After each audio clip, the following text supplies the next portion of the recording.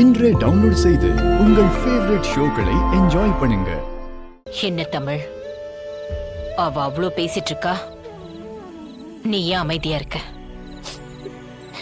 உன்னை பத்தி இவ்வளவு சொல்றல்ல, அவங்களோட லட்சணத்தை நீ சொல்ல வேண்டியதானே?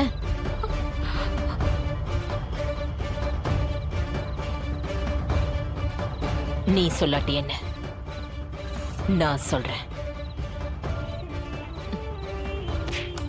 ஏய், தமிழை பத்தி உனக்கு என்ன தெரியும்? அவ குடும்பத்தை பத்தி உன் இஷ்டத்துக்கு பேசுற? தமிழ் ஒண்ணும் ஏழை இல்ல. அவங்க அப்பா அவங்கள மகாராணி மாதிரி வளர்த்திருக்காரு.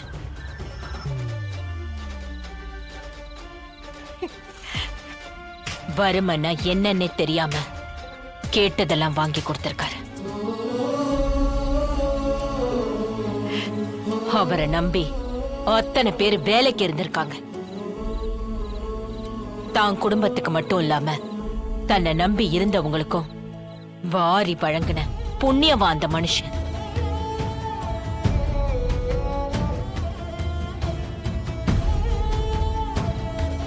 அவர் பண்ண ஒரே ஒரு தப்பு, எல்லா தகப்பனும் பண்ற மாதிரி தான் பொண்ணு கல்யாணத்தை சக்திக்கு மீறி நடத்தணும்னு நினைச்சதுதான்.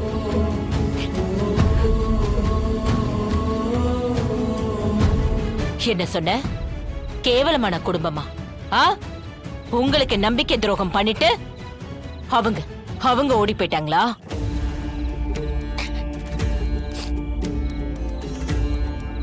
சொந்தம்னா என்னன்னு தெரியுமா உனக்கு? உறவுனா என்னன்னு தெரியுமா உனக்கு? கஷ்டம் வரப்ப கூட நிக்கணும். ஆனா நீங்க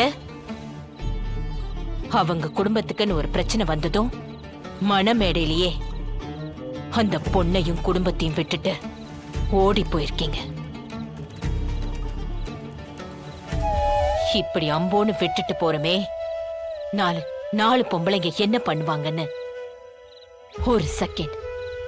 ஒரு செகண்ட் யோசிச்சிங்களா?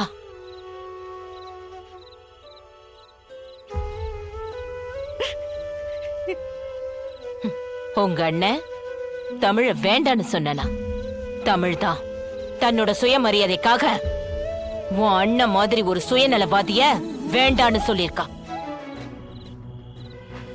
என்ன வேற என்னமோ சொன்னியே, கடனுக்காக தலைமறைவா இருக்காங்கன்னு. தலைமறைவாலாம் இல்ல.